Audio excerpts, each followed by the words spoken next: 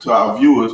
Hey, and viewers, if you have questions, if you're on YouTube, Facebook, live, you can comment in the comment section. We'll get the questions over there. I'll read them out on air, and we can answer questions if you have questions. But we're back up. This is Passion for Perfect with Corey and Carnisha. I have Coach Alvin Holbert, Trail Span, and OJ live with me, and we're discussing Black athletics, academics, and things parents don't know that they need to know. So we giving some good valuable information, and we're stressing the importance of academics right now. So back on, I do apologize for the disconnect, but hey, we are working with man-made computers, so you know how that go. All right, so what Trey, you were talking before we went before we lost connection, and we were discussing how social media has changed the recruiting game. Yeah, it has. Like Twitter, like when people ask me about the recruiting, the first thing I ask them is, do your son have a Twitter page? Yeah. Because since the pandemic, those coaches weren't able to go see the kids.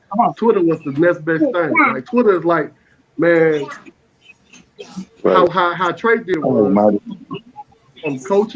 from all coaches in school, man, go follow them, click on and follow them. Some of them may have their inbox open. You just go in their inbox and tell them who you are, send them the film, and like I hope I get on your radar.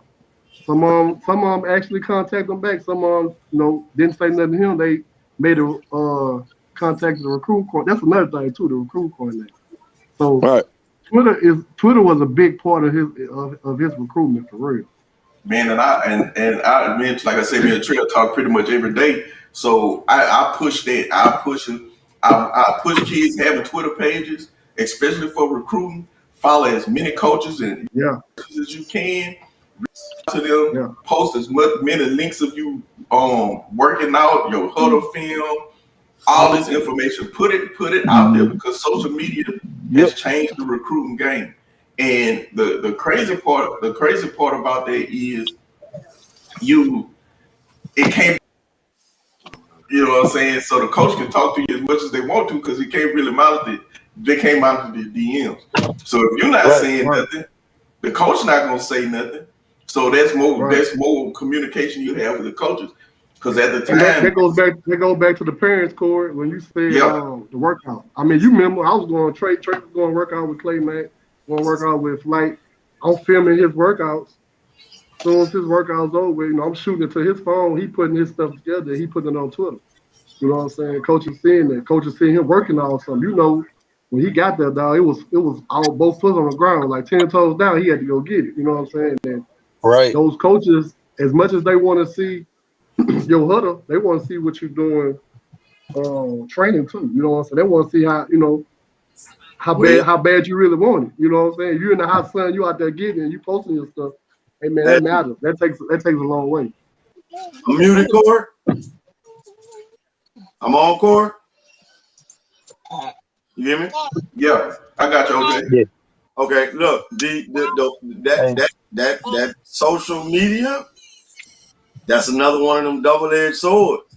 Yeah, it is. Because what I do with my girls during the summer is when the coach talk to me and want to talk to them, that's the first thing they ask. But they ain't looking for no workout highlight. No. I know where you're going. They're trying to see what type of person that's coming to them. Exactly. And so that's where I tell all of my girls, hey, all that, I would say ratchet stuff, but you know what I'm saying? All that stuff. Yeah. Man, get you another one. You know what I'm saying? Get you one for that, and get you one where you can post your basketball, your football, track, post that, because they trying to see what type of person that's coming to. Because now social media, they could see what type of person coming. Because before social media, man, you didn't know what type of person was coming to your school. You had to go on people's word. Yeah. Go back And The music, they like when you do they your only highlights and everything, man, don't put no curse music on it. yes. So You that's know what I'm saying? Attention to all that. that's one of them. Oh, look, Still got to be coached. this another one too. People don't realize when you on Twitter and you like something, whoever following you gonna see exactly what you like. Yes. Yep. So you following you, man, don't be liking all that dumb stuff on there because they gonna see exactly what you like. Yeah. And that's part of it, man. That's all about education. That's all about come back to parenting. It all circles back to parenting, man. Making sure your kids understand the importance and the outreach they social media have. Man, how many times for the last 5 years after getting in trouble for something they posted when they were 17 years old? 17 years old. Something they posted when they was young. And they watch those things. Like they watch those things because it tells me who you really are. Yeah. Like when somebody shows you who they are, you know what I'm saying, the first time you meet them. And man, this me and Trail talk about this all the time, man. Recruiting is a business. Getting into college is a business. It's gotten to the point where remember Juice, when we was in school, man, you could 48 and everything. You didn't have to have grades. And you go out of year and all that. That is over with, son. You have to have the grades, the ACT scores, all that to get into these people's schools, and they want to make sure you're not going to do anything to embarrass the university. You're not going to do anything to embarrass the coaches or yourself. You're an investment. You're an investment, and that's why. Because look, why they fight to pay you. You know what I'm saying? That's why they fight to not give kids money is because it's like, man, look, I'm putting out money for you to go to school for free. You living for free. And you know what I'm saying? I'm basically taking care of you for 4 years if you do what you do. And so they want to make sure they protect their investment. So they trying to make sure I don't have this kid that back in 9th grade, he around here talking ragged about girls. You know what I'm saying? Because now when he's a freshman, now I see where he done something retarded, like what they going through right here at home at LSU. You know what I'm saying? Well, they coming back, man. What is 2021? They hitting them for 2010, 2011. Yeah, right. You know what I'm saying? So and look, this what I'm kind of nervous about. I ain't gonna say nervous. Corey remember this when we was doing the process to go to John Paul. Man, a girl at Trey Leonard School was going around filming and asking the football player if your son was gay. Like, what would you do if your son was gay? In the video, he only say nothing the first time. My son laid back, kind of quiet. He saw his teammates start like saying stuff, and he said, "Some I ain't gonna say it on here. What he said, just say what he said. He shouldn't have said." Man, I was so afraid then because I knew if John Paul would have saw that, would have been a wrap for him going to John Paul. Like they suspended the girl, they disciplined the football players, but stuff like that will come back and hunt you, man. Like even though they said they deleted that YouTube, somebody got it. Somebody got it. So like he go off to college and he does something and he, you know what I'm saying, he become a nine. It's possible that could come back up, you know what I'm saying, 100. So that's stuff like that we really got to pay attention to. Responsibility, accountability, and I said, and a lot of people get offended by this. Man, having the right structure in your household. Black women are awesome, and I stick to black to black because that's what I am. So it's not about race; it's about the fact that this is my culture. This is who I deal with on a day-to-day basis. Black women are strong, and they can hold it down and support a family and raise a child.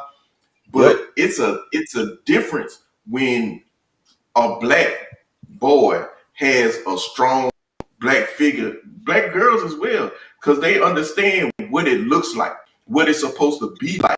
You know what I'm saying? How you're supposed to be treated, how someone is supposed to talk to you. It teaches black boys how they're supposed to handle themselves. Like how this is how I talk to a woman. This is how I deal with a woman. And you learn that by seeing your father be good to your mother. You know what I'm saying? And when you grow up in a household, where there's dysfunction, as the child, you see an abusive father or absentee father, what do you think that child is learning? He's learning that that's okay. That's the way I can do that. So even that's why I've always been big on mentorship. That's why I spend so much time with youth football, because by the time a kid's in the 4th grade, what he's gonna be is who he's gonna be. Like who he's gonna be. Yep. By the time he's in the 4th grade, he's learned the instincts, the training, and everything he needs to get to where he's gonna grow up to be as a man. By the time he's in the 4th grade, that stuff has been instilled in him, and it's hard to change him. It's hard to re-educate a child. You know what I'm saying? So those adolescent years are extremely important in the child's future. That's how they know how many prisons to build. Because by the time they get to 10 years old, 4th grade, and we know you are disruptive or a bad child at 10, we know by the time you're 18 or 20, we're gonna probably be seeing you at Angola or Paris prison. Right. And that's part of the process. That's why academics is pushed so hard. And I know for you, OJ, it's been a little different because you have girls. So you see it, you had all girls, so it's for a whole different process. See, I have a mix. I have 3 girls, 2 boys. So I've had to navigate between, both sections. But all of them, like my 13-year-old, she loves basketball 1 year, and next year she's just a fan. So I'm not really as into sports as I was with my boys. You know what I'm saying? So you have to have some type of mentor, some type of male figure in those kids' life. And this was going into my next question. How important do you think the coach's role is in mentoring kids from a young age through high school? Because a lot of their biggest influence as Black males comes from the coaches. You know what I'm saying? The two people they spend the most time with is their coaches, their teachers, or whoever they hang with on the block. And that's where the majority of their influence come in. So what do y'all think? How important is the coach's role in these kids' life, especially the ones who are athletes? I'm good. I'm up. Yeah, go ahead. All right. I just had this conversation with a parent, and I told the parent, I said, in most situations as a coach or coaches, we are ahead of them, almost like a godlike figure. And and I preach this to my younger coaches that come out. That's why I don't do the stuff like, sleeping with moms and go like that. It's certain, and you always try to hold yourself to that standards because they are watching you. And the moment you do something that's out of characteristics or out of line, being of a man or their respect, you can actually lose that kid forever. Mm-hmm. So I really think it's a fine line that you have to walk in dignity and respect, because they're looking at it. And I'm personally me, I don't want to lose no kid like that. I try to do the right thing. I try not to be a hypocrite. I try to. It's to the point. So especially my kids that my D line. It's amazing on the teachers, especially our elder teachers. They come back and say, your kid, he opened the door for me. He held the door for me. I had stuff. He carried it to my classroom for me, and it's just because that's the stuff I instill in them. Man, you be a gentleman all the time. Don't ever not be a gentleman, and stuff like that carries you far in life. It gives you favor with people. It gives you favor with God. Just being a good guy. So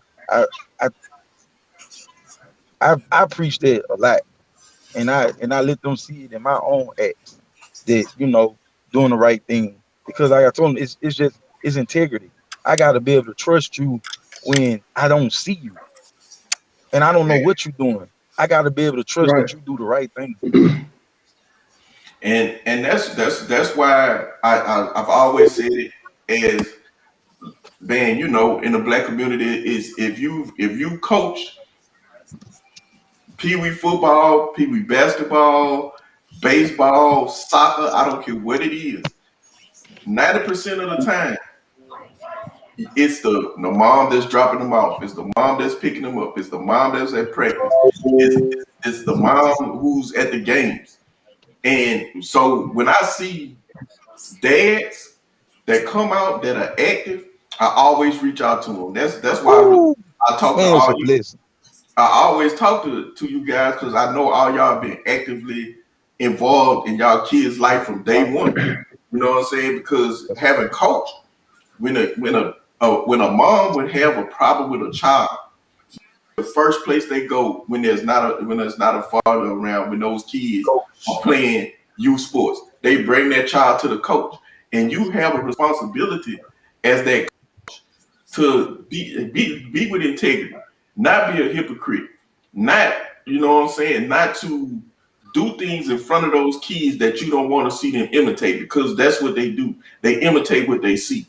You know what I'm saying? And that's what, like we were talking about earlier, where academics is so important to so many black kids, because the only people they see on TV who are successful are athletes and entertainers, athletes and rappers. Those are the only thing they see. So when we have the ability to show them something else, we need to. When we have the ability to give them an opportunity to broaden their horizons, you know what I'm saying?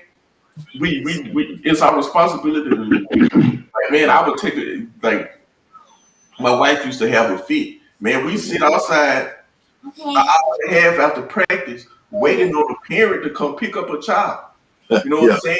And the child don't know how to tell you how to get to their house. So, you know, it's crazy that you, as a parent, like when I was 8, 9 years old, we just was raised different. When I was 8, 9 years old, we could be anywhere in Baton Rouge and I could tell you how to get to my mama's house. How to get to the house. I can get to their house. You know, you'll have parents drop the kids off at practice 30 minutes early. The coach is not even there yet. And I pull up at the park and kids just sitting out there waiting on the coach to show up. Parents just to drop them off. You know what I'm saying? And that same parent drop their child off 30 minutes early is the one that's an hour late coming back to pick up for practice. Or you calling them and try to get the same home. And that's the same parent when they get to high school. That's the parent that's on the coach tell about why my son didn't get recruited, why you ain't tell me this, why you ain't tell me that. Like, it keeps building up into that, dog. And the kids get stuck in the middle. Yeah. Right. Yeah. You see that process started early, and you end up coming back later on and realizing, like, why this kid didn't make it. Man, and then you remember those things. You know what I'm saying? Man, my wife's cousin came and stayed with us. He was doing a hot shot. He came to spend the night with us. This was before Trey was I thought it was no. I don't know. I guess I don't know.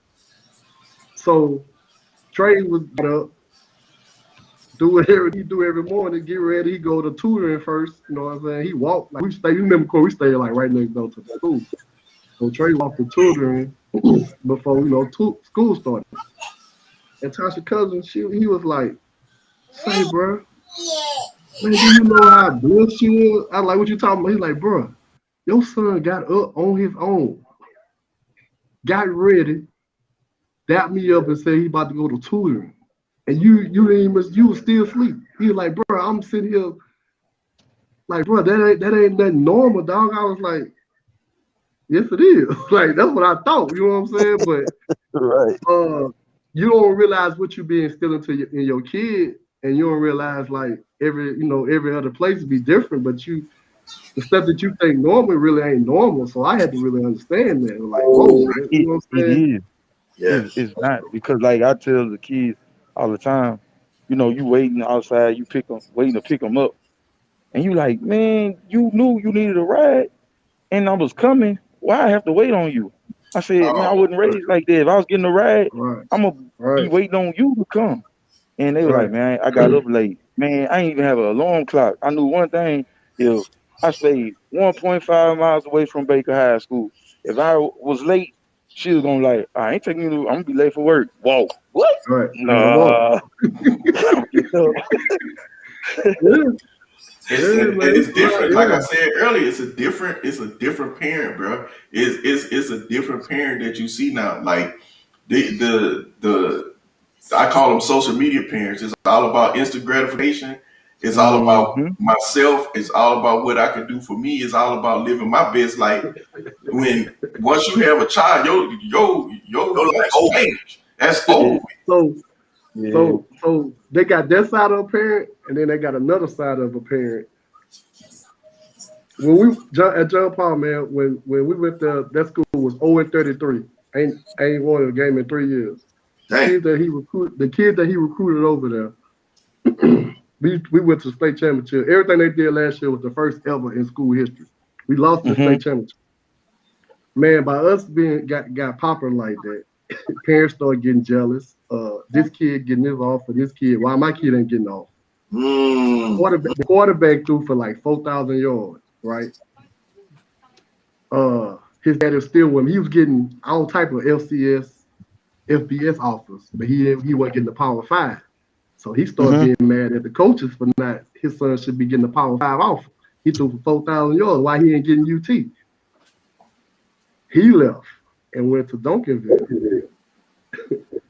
What's the Ooh. crazy part about it is he ended up going to FIU, which was the FBS where he could have got that at John Paul. Stay where he was. Right. Right. Yeah, you know what I'm saying? Like, We get that too. We get that too. Even public school wise, like, man, I see y'all doing this. All right, so we signed the most kids for the 6 years under being in Scotlandville. We done signed the most kids to scholarships, football scholarships in Baton Rouge. So we get it out of there. Oh man, I'm thinking about moving my son. Why? Man, y'all doing this and they ain't doing nothing over there. And I'm like, look, he's not gonna be eligible. Number one. Number two, you know right, what's going on? Let's get to the bottom of this and see what's going on. Oh well, they man, don't I don't hear even that. talk to that coach. I'm like, man, come on, y'all gotta sit down, talk together, and get a game plan. It's not about They get a coming over game here. plan. You gonna get one. Is how much are you putting on? And then some of the people that you know they speaking of, Baton Rouge small. So I'm like, man, Right. Right. Yeah. Yeah, man. I ain't gonna lie. I envy the coaches, man. I be feeling sorry for a lot of coaches. Like right now, I feel sorry for George T. T built that program up at John Paul, went to state, and he just tweeted. I think you saw the tweet I had shared, Corey. In the 4 years that he been there, and he really talking about the last year and this year, he lost 11 kids that got D1 scholarship, which he realized D1 ain't what when he said when parents say D1, they really mean Power 5.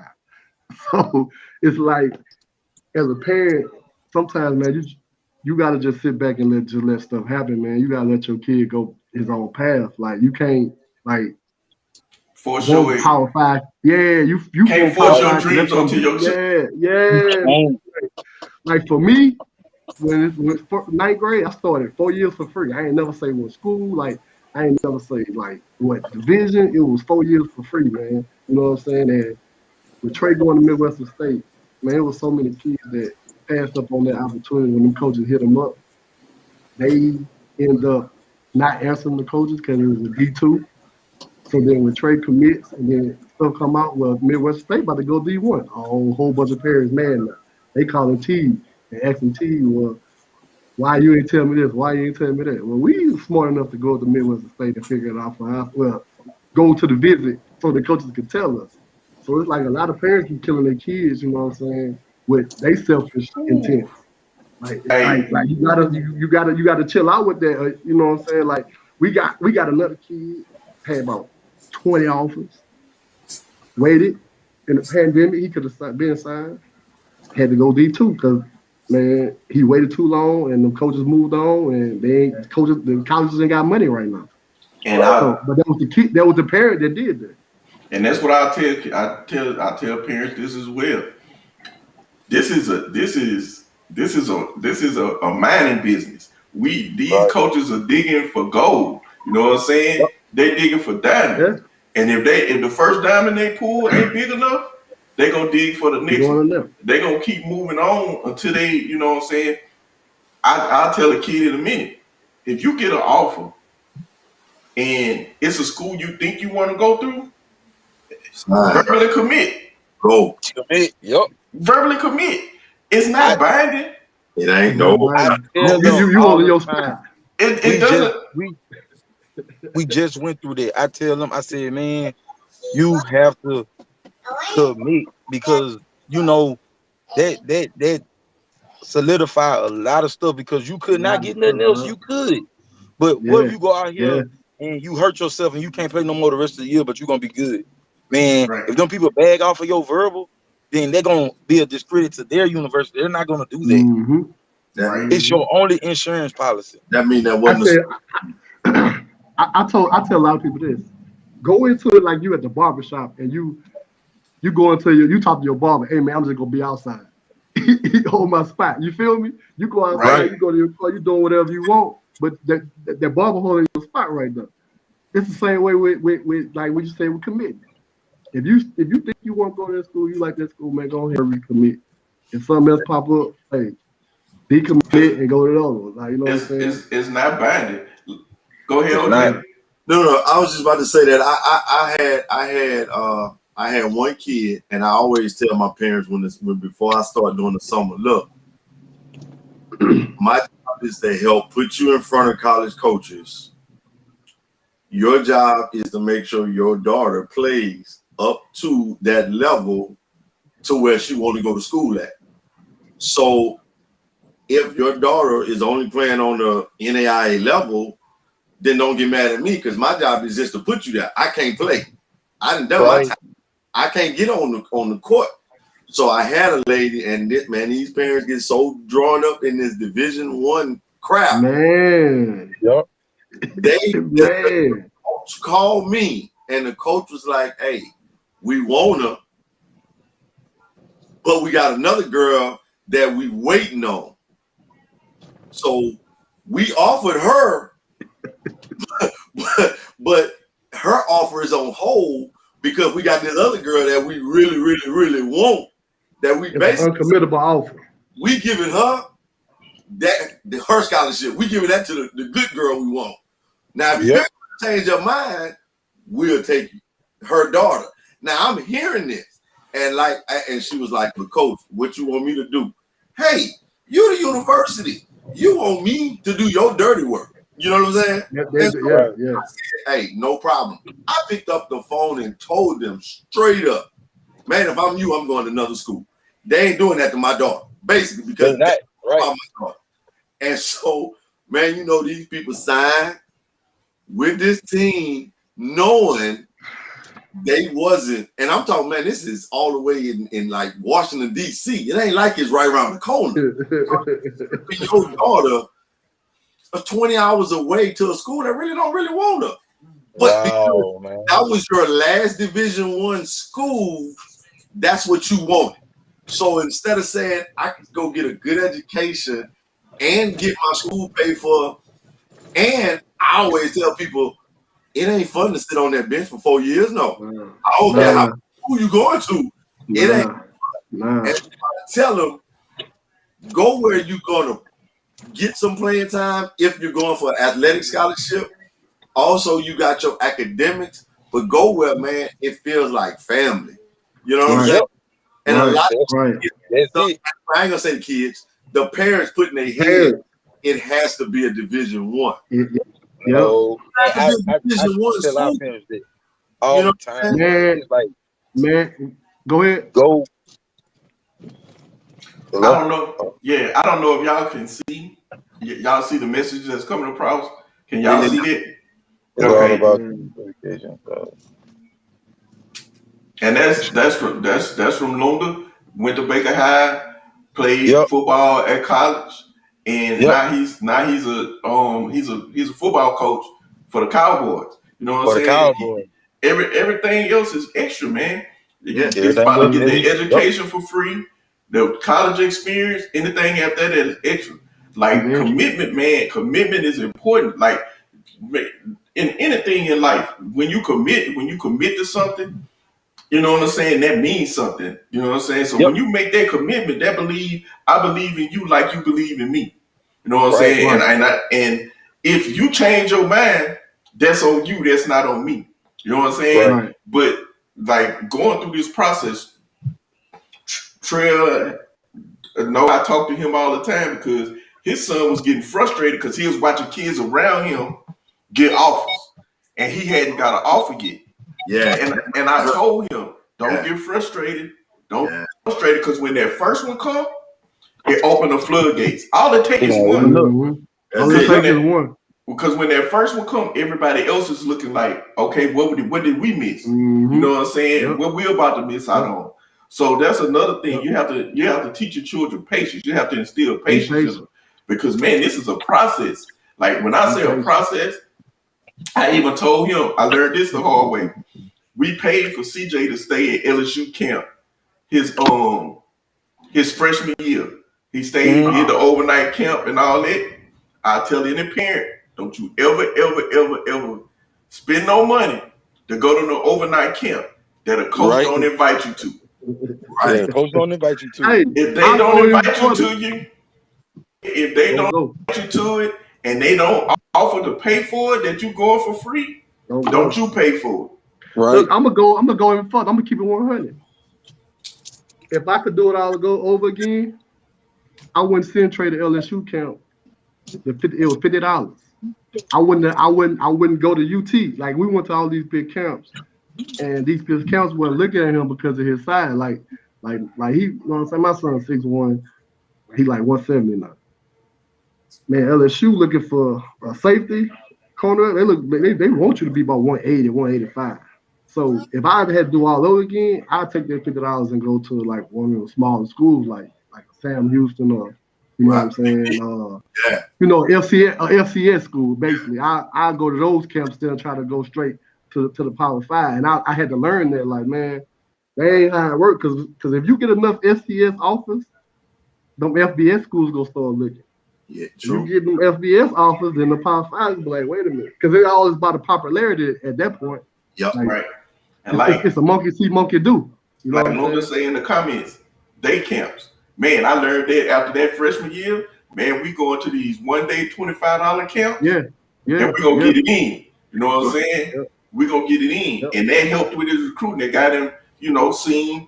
He went out and he did his thing. Because when you're an athlete, they gonna see that part of it. Then they want to see your academics. And at that point, everything rolled. When that first offer come through, life changes. It's gonna roll. Like, we went to McNeese.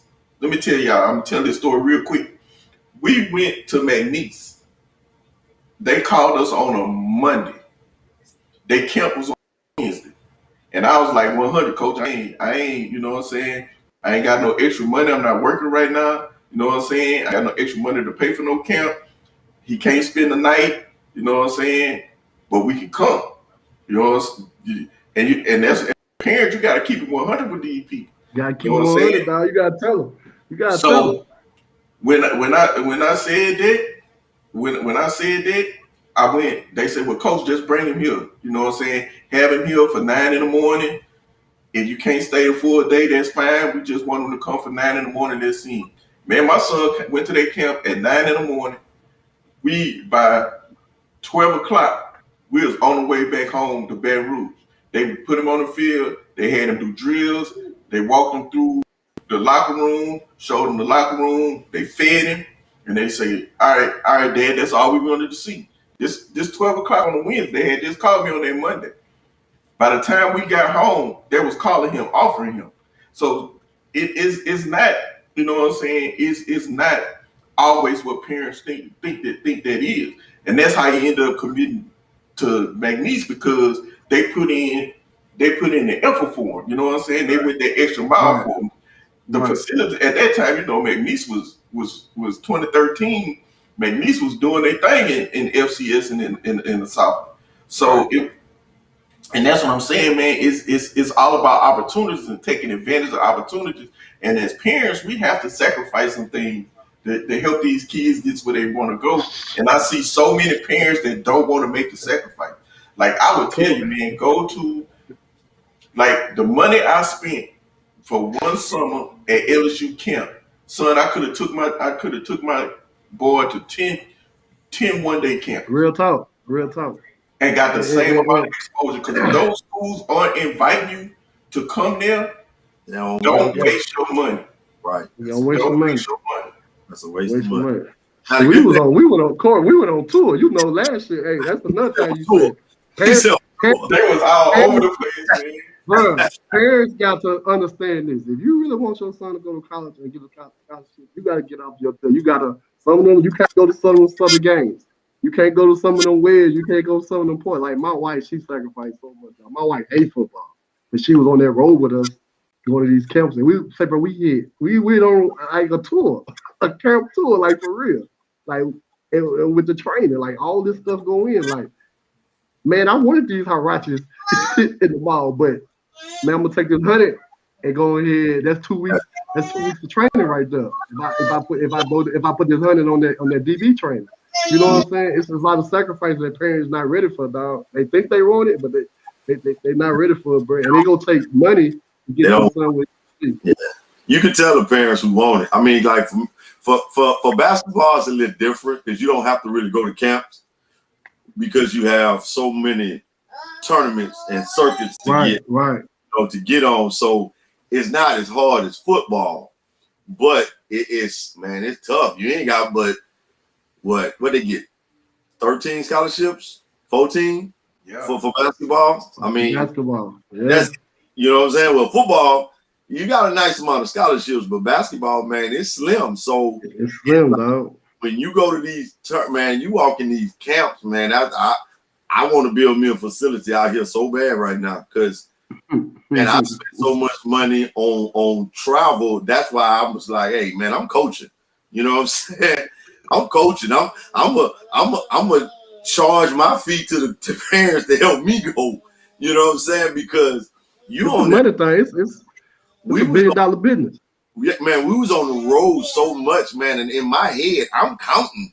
Like, I got $950 for my team to get in for a 3-day tournament, and I'm sitting in my head counting how many teams in there. So I'm looking at that like, dude, I got $950. Man, we got 650 teams in here. Yeah, Larry. You know what I'm saying? Yeah. And so that's why I get upset. All these people trying to start all these summer team programs and stuff like that, and they don't understand.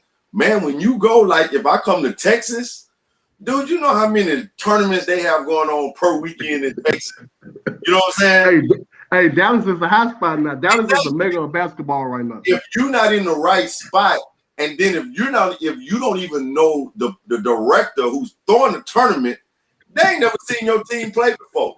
So you're going to be 45 minutes in Dallas away from the main facility where unless you got a superstar that the colleges already know about, ain't nobody come and watch your kid play way out there. You know what I'm saying? So you as a coach, you got to be able to get in and use what you got, talk to the people you know, but then you also got to have parents that's willing. When I say, hey, look, this is the tournament we going to. You know what I'm saying? This is where we going. Man, hey, our biggest one is in Kentucky because that's a trek from here. You know what I'm saying? That's a trek. And so that trip alone set me, man, that's a cool G. And I'm coaching. So they ain't including the kids, the parents with their other kids, you know, just flying out there. And so if you ain't willing to put it in, I don't want to hear nobody say, I want my kid to go. You know what I'm saying? Because it's hard, bro. It's serious. It's hard, dog. And like on that basketball wise, like with Trey and Corey, Greg, he played with Greg Buckner. Greg Buckner is assistant coach with The Cavaliers not. So me and I'll throw myself under the bus. I'm like, man, you playing for an ex-NBA player, man. I ain't about to play nothing. You know what I'm saying? And I kept seeing we was in little bullshit tournaments. I'm like, man, why are we playing? Like, his son them, they going to Vegas. Like, why we staying in Dallas playing the prime time tournament? But now I understand, bro. Like, that money, man, that man was about to take all his money he done made and, you know what I'm saying, keep putting in our kids, and we weren't putting money in our own kids. So now, like, my youngest plays for Monte Ellis. I pulled Monte Ellis to the side, but like, say, bro, whatever I need to pay, whatever I got to do, just let me know. I got that for TJ, dog. Like my second go around with this basketball, I fully understand. It takes money to get your kids out and get them seeing exposure. If you go sit there and if your coach say $150, $200 a month, man, that's what you got to pay. If you ain't paying that, then y'all gonna go play in Mr. Jones tournament where they gonna give you like a penny or something. You know what I'm saying? And nobody that'll watch your son. Right. So what's the purpose of playing tournament ball if nobody, especially in high school? What's the point of playing tournament ball when nobody's there to watch your kids? And the reason why they not to watch your kid is because you are paying the money. And that's the thing. That's the new thing with AAU. AAU has turned into the recruiting circuit, man. It's good to play high school ball. That's nice. But AAU is where it's at because that's where you get seen. And that's where your exposure comes from. You got to pay for it. Yes. We have to learn as a community, as saying we keep our mouth shit. Because, like, I won't lie. I would call my mom and be like, hey, CJ need to go to this little camp right here. I ain't working right now. His godmother or his uncles or his aunts, and you know what I'm saying? I'm calling. Like, hey, I need some help man. with getting him to this tournament, you know what I'm saying, to this camp or whatever. Yeah. Man, my wife would tell y'all, man, we got up one morning at 4:00 in the morning, son, drove to Montgomery, Alabama to go to Alabama State one-day camp. We drove that 5 hours to Montgomery, stayed out there in that whole day for the camp and turned around and drove straight back to Baton Rouge, bro. You know why? Because I needed to make that sacrifice. My son, they wanted to see my son, and I needed him to be seen. That's what you gotta do. You know what I'm saying? I wasn't working at the time. I was, man, it was crazy. I was off from my job a good little while CJ was in the middle of recruiting process. You know what I'm saying? So it was a ton of sacrifices that we made. Man, what you think about it? That's like a truck driver thing. We done drove to Montgomery, spent 4 hours in the sun at the camp, and then come turn back around and drive back home. You know what I'm saying? Yeah, of course. It's a sacrifice, bro. Parents don't understand, man. It takes a village and it takes sacrifice. Like I'm talking about, mama then gave us some money, you know, so we can eat or whatever we needed to do on the road. You know, my mom gave money, whatever. You know what I'm saying? And when we got there, they ain't charged us for the camp because they asked us to come out there. You know what I'm saying? So, man, they don't understand the sacrifice, bro. That's that investment, though. It's just like investing in the bingo. I looked at my daughters as an investment. You know what I'm saying? It's just like investing in a business or anything else. So I knew, and I was kind of lucky because it was kind of a gift and a curse because their mom played also. So it made it a little easier. I didn't have to convince her or nothing like that. And so she was coaching, I was coaching. So it made it kind of easy. But we knew that it's an investment that we got to put in down the line, which I ain't paid for college. I got one 4 years. I got another one about to go 4. I ain't paid a dime. So I looked at that. Me going to do that during the summertime was my investment that then paid off about to be twice. You know what I'm saying? Right. Because I didn't mind sacrificing. When I remarried, I sacrificed. My new wife could give a damn about basketball. You know what I'm saying? So I like this. I was in the gym all day, every day coaching, and I was spending time with my new wife. You know what I'm saying? But like I said, it's an investment. And if that parent is not invested in their kids, you could tell Kids look at other kids that got parents that's doing what they right. Real talk. It hurt. They pay attention. It hurt. And like I don't know how many watch this. No free shout outs, but I'm gonna give them a plug today. Because they ain't paying me for saying this. But if you watch I Am Athlete, do any of y'all watch that podcast? I Am Athlete on YouTube. Oh yeah. Yeah. Hey, I watch it. They keep it so 100, and I tell everybody if you don't watch it, to watch it. It's Brandon Marshall, Chad Johnson, Crowder, and Fred Taylor. The first season, it was Reggie Wayne was the first season in place of what Chad Johnson in. But when all those guys, when cats, it takes a special kid to come from where they came from without the parent support that they had to get to the level they did. But they all talk about it was somebody who looked out for them, that helped them stepped up to help them be able to do some things. Like, man, it's not easy, bro. Getting to the college level takes a lot of work and a lot of sacrifice. You know what I'm saying? It's unbelievable. People want it. Parents want it, but they don't want what come with it. Like, it's an investment. Like, I can't tell you. They want to shine without the grind. Yeah, I can't tell you last time. Like, we used to come home for Southern homecoming. Like, man, last year Trey was in. They was in the state championship. Where the playoffs, we missed homecoming. I mean, we missed Bayou Classic. Turned back around basketball. They was in the state championship. We missed Mardi Gras. Like, we missed a whole bunch of stuff that we grew up doing because everybody, like, you know what I'm saying? Kids already got some. Corey tell you every time Corey hit me up, wait, man, TJ got something, man. Trey got something. Oh yeah. I'm there. Like, man, we try to get you. I'm gonna say this too. So it's just like even with basketball, football, why we don't have the push for kids playing, like black kids playing baseball, is because the parents don't want to put their money towards it. Man, that's your greatest investment. Baseball is expensive, dude. Oh my God! Hey, I'm gonna keep it 100. Hey, look, all the way 100. So my best friend Morgan Steve, and that's actually how we moved out here. He taught me into moving out here. So he was like, "Say, bro, I'm gonna put TJ in baseball." All right. So we went to the baseball thing. Man, the bat was like $400 something. The glove was done about 80. So I'm looking at Spears like, you think I'm about to keep this up? Like, hey, bro, TJ ain't playing no baseball. Ain't no, bro, like, and we live in Frisco, dog. So, hey, bro, I'm all for the baseball, dog. But man, look. Hey, it was the funniest part about that story. And when he told me that, he said, "Man, TJ went in there and was a natural, swinging the bat better than Walker's son who been doing this." And when he said, "Man, that bat was $400, that glove was 80," he was like, "Man."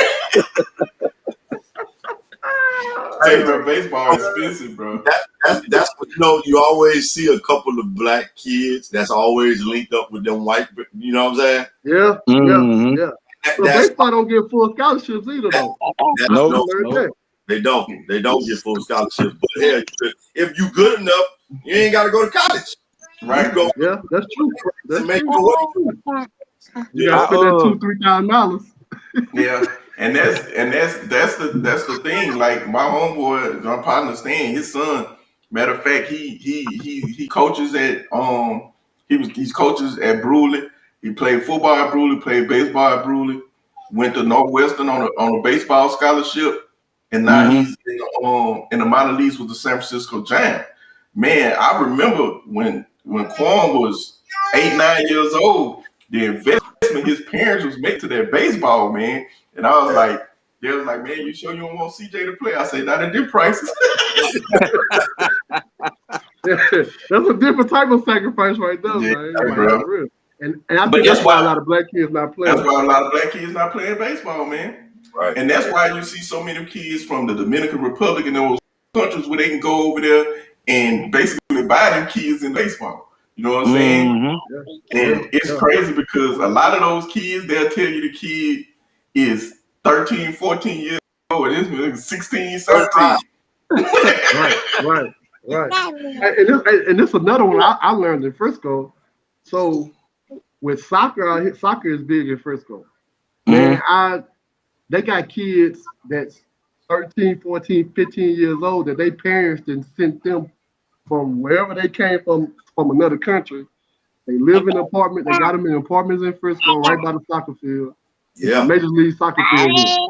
They stay in the apartments. They go to practice in the morning. Then they have a bus pick them up and take them to the high school, like wherever school they go to. So, like, we talking about sacrificing, man. Imagine you sending your child million miles away at 13, 14 years old. But that's what it's different level to this thing, man. That's what they do. I'm gonna be out there this summer a couple times. Okay. I'm gonna be for some tournaments this summer out there at the field house. Gotcha. Yeah, okay, yeah. It's a method, dog. Like, yeah. I had to learn that, man. Like, you gotta invest in this because I'm seeing these white kids going to training. And these white kids out here play just as good as these black kids. Like a couple of weeks ago, Louisiana Elite kids from Baton Rouge and New Orleans, they came out here and played 7-on-7. Oh Lord! They saw the speed. They saw the speed the first. Peter's team. Yeah, they saw the speed the first day. They went 0-3 the first day, I believe. But I was so happy for those kids because they understood. They saw what was going on. The next day they came back. They was ready. They went all the way to the championship. In my mind, I knew they weren't gonna win. They were gonna cheat them because the team that they played, they kind of wanted the megas around the Dallas. You know, you weren't about to go beat top dog. Yeah, that team right there trained with Talib. How you say his name? Aqib Talib. It was at his spot. So you was not about to go beat them at his spot like that. Nobody know who you are. Nobody know who Louisiana Elite is. And you went 0-3 the first day, and you're not about to do it the second day. But it goes back to the kids in Baton Rouge, bro. I just saw man, it was like, how can I explain it? Just seeing those kids' faces and seeing like them, they interacting with other kids, and they see other kids, like it's just different. The atmosphere was different, bro. Like they took something back to Baton Rouge that they could build on, dog. Like, man, like I was telling Marcus Rowland them, they're like, but y'all can go back to Baton Rouge and y'all can do the same thing and host y'all own tournaments. You know what I'm saying? And raise money for different little things, but it's gonna take the community to get involved with that though. That's the only thing about it. And that's where the trouble comes. One of the ladies, since you brought it up, Trail, I'll get into this. Me and my wife talked about this on our podcast. I got y'all, and we're gonna try to we'll wrap it up after this. Y'all saw have y'all seen the video where Cam Newton and a little boy and got into it on the video, and everybody at the 707. Okay, me and my wife talked. This was one of the topics of one of my wife's earlier episodes where we discussed this about Cam, and because I talk to Trail all the time, and I know how different that life of 707 and that atmosphere is out in Dallas in comparison to how we do 707 in Louisiana. And I wanted first of all, OJ and Alvin, I'm gonna ask y'all opinion. What y'all opinion is on the kid in that situation, and then I'm gonna let Trail chime in because he knows the atmosphere. He knows what goes on at 707 in Dallas. You want first, OJ? You go ahead. All right. So, oh man, if it's competition and it's high competition, I get it. But I guess I don't know. To me, it's still a kid. So it's like my line of work at Scotlandville. I'm a dean or whatever. So I might get a kid that just outright, flat out cuss me out. You know, what do you do? All right, come on, you about to get suspended. Big deal. Right. I'm not really. He kind of went back and forth, and then it's like, you know, the age we in, when the kid first did it, I knew he was getting recorded. I mean, Cam could have walked off and talked to his coach, but I guess he kind of Cam is an alpha personality person. and you know he already going through his own battles, and the kid kind of hit a chord on him. He kind of good punched him. I said, "Ooh!" When I seen it, I said he got it because Cam was walking off, and Cam came back like, "Oh look, man, you know what?" I said, "Golly," but it's how most kids, like we said, kids today are a lot different than we were. If there was us, and just say there was a Randall Cunningham, Doug Williams type, Warren Moon, we'd have been such in awe of that black man in that situation hosting the count for us. It wouldn't have been none of that. You know what I'm saying? But yeah. I think these kids today, they just, I don't know. He just kind of wanted to one up Cam or something. I don't know. I'm gonna hold my comment. Go ahead, OJ. When I saw it, I laughed, you know, because I mean I understood. I was that kid that had a quick mouth. I was hot-headed, and I said, but I respected my elders. But I understand in the heat of the moment. But it wasn't like the kid was playing. That's why I had a problem with it. It wasn't like it was a game. And as that kid, you should know. I mean, the dude, you trying to get to where he wasn't that Cam? Wasn't that his 707? There was Cam 707. Yep. That was his 707. So basically, I'm a kid trying to get to where you done already made it. I'm at your 707, but then I'm gonna get you. And yeah, it got Cam. It got Cam. It got him bad. But I'm okay with his response because he did say, "Hey, where your mom at? Where your father? Yeah. Wait, but where your mama? I need to be talking to your mama, not you." And then he switched it to where your daddy. I don't need to talk to you. You a kid. But Cam handled it better than me. I'm gonna tell you that. Because I would have. Yeah, he would have been called all kind of names, and I would have went at him so bad. I'm rich, nah, Cam. I'm gonna take that. That was good, but nah, dog. Everybody knew you rich. He was supposed to punch that little kid in the mouth. You see, he was at least. Y'all did do 707, man. He was at least 15 years old. But see, and I couldn't have did that because when I was playing in high school, man, we played against Doug Williams. They was beating the hell out of us. The ball went on the sideline, and Doug Williams at Northeast, and man, they up like by 40. JJ killing them. And I'm like, I throw the ball. And Doug like, "Hey, man, you're a good player. Why you act like that?" I turned around and looked at Doug and stuck both fingers up and was like, "Man, you know what I'm saying?" But I understand the heat. I understand the heat of the moment, but he wasn't in a game situation at that time. So you was just trying to be filmed to get a laugh out of it. You know what I'm saying? Right. That's what I like. Trying to bit on it. You know what I'm saying? So. Nah, man. All right. I'm gonna say my piece on it. I'm gonna say my piece on it. Then I'm gonna let Trent tell y'all about the environment. Hey, when I saw it, I laughed. It was hilarious to me. You know what I'm saying? Because for me, if I was a college coach or a college recruiter, the first thing I'm saying, "Ooh, I like his file." He gonna get in the foxhole, you know what I'm saying? When it's time to go to war, he going to war, you know. Mm-hmm. He got the right mindset, the right attitude. The problem I had with it, because the social media age, you know somebody recording everything. Mm-hmm. You know what I'm saying? So it's going to be seen instantly, it's going to be ran over and over, and people going to judge their kid off of that moment. You know what I'm saying? Off of that moment. But we all know there was something that went on before and something that went on after. Right? That wasn't recorded. You know what I'm saying? There wasn't seen. And I know that because I know the era we live in. Right. Now, I will let Trail, because Trail's son be playing. Matter of fact, Trail's son played 707 on one of Deion Sanders' teams.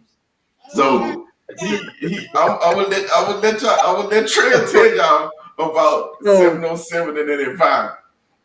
So seeing that, when I saw that, me and my son saw that, we laughed. We didn't pay no attention because we know Cam walked down that line and probably called them garbage or something, trash or something like that. You know what I'm saying? So that's what that kid reacted off of what Cam, whatever Cam said. 9 times out of 10, Cam probably told that kid that his team was about to wax their ass or something like that. And that's how the environment is. If you get scored on the 7-on-7, man, the whole team might dance around you. They gonna flip in front of you. Playing for Deion Sanders, dog, we always walked in the stadium, them boys ready to take our head off. Deion Sanders talked so much. Say, bro, like, it was times that, hey, bro, it was times that, like, I had to, like, ask myself, dude, Prime know that, like, these kids he talking to? Like, straight out telling we about to beat the brakes off of y'all. Y'all uniforms ugly. Your coach can't coach. Like, he say anything he can say, dog, so we was in Tulsa, dog. I ain't gonna never forget this, bro. We was in Tulsa. The kid picked off Deion Sanders' son, right? Picked him off and started doing the primetime dance towards both of them and rolled the ball to Deion Sanders' feet. Bro, Deion was so mad, bro, but he couldn't say nothing because he knew the trash that he was talking to that team before the game. So that's the environment, bro. So, like, I wasn't mad at the kid because I know Cam said something that he shouldn't have said, and that's just how it goes. I ain't thinking about that. Like, you know what I'm saying? It just say, bro, go back to Louisiana Elite, them kids. That first day, man, them kids were flipping all on them. They was doing, just because you from Louisiana, we're going to do the whatever we call it, little thing that LSU do. Man, they was doing all that on them, bro. Say, bro, them kids from Louisiana, like, they was ready to fight. I can tell they was ready to throw it back, but they started understanding the game 7-on-7. That's why they came back the next day and they was able to play free and just do. They was the one doing the flips and everything. But that coach was on the sideline talking though. Marcus Reynolds was talking crazy. Hey, bro, it's just the environment of 7-on-7. The Bootleggers is the good team from down here. The Bootleggers is real good. Yeah. So yeah, bro, that 7-on-7 is just a different type of animal. Parents and kids gotta just be ready for it. And I told y'all before we start recording, I'm a defensive coordinator, but I'm a lineman guy first.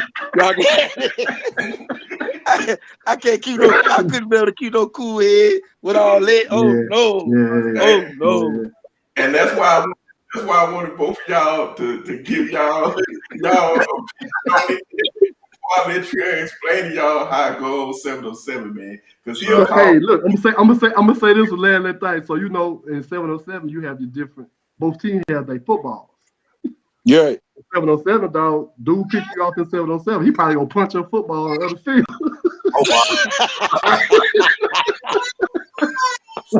That's what it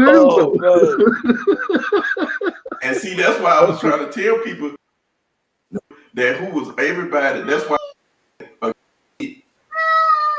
on one moment, you know what I'm saying? You want to see part of the clip because I knew when that came out, something that happened prior to that made that kid say something to Cam to where it went to that level, and then Cam realized, wait, this is being recorded, and I know it's being recorded. Let me go. Let me fix this because even later, see, like he was trying to get his to not to worry, man. Just it's cool. Just let. Because he was in the wrong. Because he knew that somebody may have a video of what he said to those kids probably going off on it, bro. And that's why I wanted y'all to get that's why I wanted y'all to get y'all point out before I let Trail tell how it goes like out there. You know what I'm saying? Yeah. So man, I appreciate y'all coming on. If something else I wanted to get in, so we might have to do it again. Well, we got we over a little bit because we did stop and start. So we will have to get together. I'll get with y'all. We might get back on again and do this again. And hit another topic. I'll let y'all know in advance. So I appreciate like y'all. I wanna come to Baton Rouge. And I know y'all can set it up. Like just talk to parents. Like because I realize we in a whole nother world in Texas than Louisiana. like I've been talking to J.K. Lee a lot and been telling him a lot of stuff that go on. I'd like to talk to parents and let parents like know exactly what they need to do so they could like, a lot of parents don't know. You could go email the coach and yourself. You can send out emails and all that. So man, if y'all got anything, bro, I'll come home for that, bro, because this process is serious and man, I think this will help a lot of kids in Baton Rouge. I think it'll help the crime rate. I think if the kids got something to look forward to, man, a lot of stuff could happen better in BR. Yeah, and without a doubt. And like you saying about the emails, man, CJ was fired up because I used to make him do all his own emails. I used to make him send out all his own emails, pick the schools. I'm not gonna tell you what schools to pick, what school to see or nothing. But what I want you to do is I want you to know how to go onto the website, find out who the recruiting coordinator is, find out who the position coach is, get their emails off the website, and email them your name, a little video clip with you if you want to, and tell them who you are, what school you go to, your classification, your height, weight, and you interested in the school. You know what I'm saying? Shoot them an email, and you'll be. Corey, I'm add to that. I'm add to that. Now you could go on their website and they got a questionnaire that you fill out. Yeah. So you fill out that questionnaire and then they'll put you in their system. Right. We did the questionnaires as well. So it's so much out there for parents and students to be able to go to school 4 years for free. I want everybody. If your dreams are, I'll never tell a kid not to dream to be a professional athlete. You know what I'm saying? I'll never tell a kid not to do that. But what I will say is that NFL is 1%. They are the 1%ers. Kids who make it to the NFL are the 1%ers. Same with basketball. It's even harder to get in basketball because there's only 15 people on the roster. That's it. You know what I'm saying? My nerves bad right now. With the NFL, it's 53 plus practice squad. You know what I'm saying? Yep. But imagine, just think about how many kids right now who have those aspirations to be the NFL. Man, in order to get to the NFL or the NBA or it's a little different for baseball because you can go to baseball straight out of high school. But for black athletes being NFL and NBA, that's 1%, man. It's 1%. Just think about all the high schools that's in Baton Rouge right now. Just in Baton Rouge, in East Baton Rouge, and all the kids that play sports in East Baton Rouge, period. All those kids, 1% of y'all have the opportunity to go to be a professional athlete. So that means if it's 15 of y'all on that roster, one of y'all actually have the opportunity where y'all gonna play this at the highest level. So what I want you the parents to instill is don't take a kid's dream. If that's their dream, you run with it. You support it to the end. But I want you to understand that you need to instill in them how important their education is and how important it is to have somebody else pay for their education. Yep. You know what I'm saying? 4 years for free should be a mantra. You know what I'm saying? That should be, and it shouldn't matter what level you go to school because that degree is the same. You know what I'm saying? We used to have this argument about HBCUs and PWIs. The vast majority of college athletes go out into the workplace. They don't become professional. They become professional at something besides the sport they play. You know what I'm saying? So you have to instill that in their kid and understand you don't hinder their dream, but you have to be realistic with them when they dream. And the most important thing is to get this 4 years for free. And whatever you do with that opportunity, once you get there, then we'll go from there. So that's what we're working on. We're working on changing mindsets. You know what I'm saying? Our processes with parents and the kids when it comes to education and their lifestyle. Go ahead, Trill. Let me say this. Before we went to Midwestern State on that visit, I was listening to what other people say about D2s. Man, we got on that campus and Corey, I was filming you, I was sending you stuff.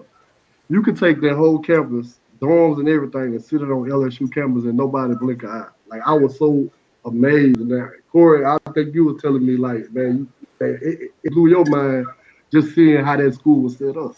So can't nobody ever tell me about D2 or NIA. Even they got D3 schools that give a D1 school a run for their money. Yep. So that myth about just D1 is the best is, man, look.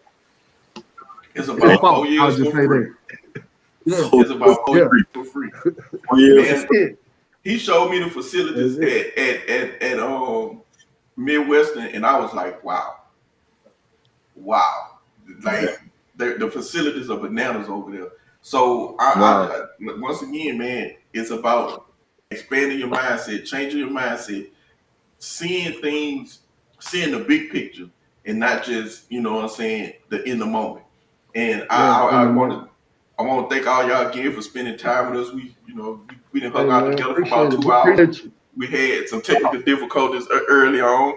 You know what I'm saying? We had some kids that wanted to be a part of the show, but hey, we here for all that. We here for all that. Hey man, it's a good topic, man. You gotta come back with this topic again. Yeah, we can come back in another topic because next time I want you maybe we can get Trey on. I know he don't like to talk. Hey, y'all, he have 2 kids.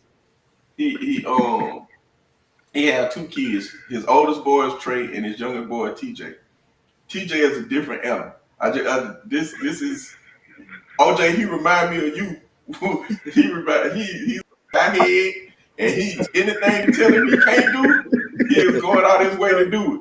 He'll do it. He'll do it. Yeah, I had to stop him last week. He came home and watched YouTube. So him and Monte Ellis, they always get into it. So TJ came home and watched YouTube, and the YouTube he was watching was Monte Ellis was a high head. He wasn't a team player, and he was a ball hog, and he was gonna go back to practice and tell him that. he that kid. He that always he the kid that you gotta punch him in his chest. Make him understand, son. That's enough. That's enough. Man, yeah, it's you know, I just want to see, man. It's so much, man. Y'all here every day, Baton Rouge Trail. You follow it from home, man. Every day, it's somebody getting killed, it's somebody getting murdered, and it's kids 21 and under, man. We seeing so many kids between the age of 14 and 17 getting killed in the streets on a day-to-day basis out here, man, because they don't have options. You know what I'm saying? They don't have options. They don't have guidance. They don't have support. And they don't have options and opportunities. They don't have nobody, you know what I'm saying, giving them any hope, any direction. They don't see anything else. You know what I'm saying? So all they see is the rappers. That's all they see is the rappers. That's all you see is the rappers. Man. That's all they see is the like, hey, no knock the rappers, man. Get your money how you get it. But at the same time, you need to understand the influence that you have. Yes. And the people who are watching you and what you do affects them. Like this is my last comment. Then we're gonna end it. I know I said that already, but hey, I said we're gonna go 115 for the 5th time. But man, I get passionate about this sometimes, bro. So I read a comment about rappers are out here telling kids to sleep with all these women, sell drugs, gangbang, and all them married going home with to their wife, 3 kids, and a dog. You know what I'm saying? Mm-hmm. But in their music, they not selling it. They're not telling you that. That's not what I'm saying.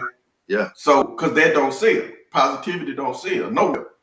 So that's why we as black men, we have to change the narrative. You know what I'm saying? And it's gonna take us to reach out and change the narrative with these kids. Otherwise, we just gonna keep seeing the same cycle. So once again, thank you guys for joining me. Everybody who listening, commented, watch, you can catch this on YouTube. If you missed this episode, you can catch it on YouTube. That's Passing for Perfect on YouTube. You can like our page, Passing for Perfect, on Facebook. I'm working on my getting all our previous episodes loaded on the Spotify, Apple Music, Google Play. So this episode gonna be on there. I'm gonna have to splice it since we lost episode, but I'm gonna lost some time. But we gonna get it on and we gonna get it worked once again. Thank y'all for joining us, man. I appreciate y'all. God bless. Appreciate you for having me. Thank you. All right. Good night. All right.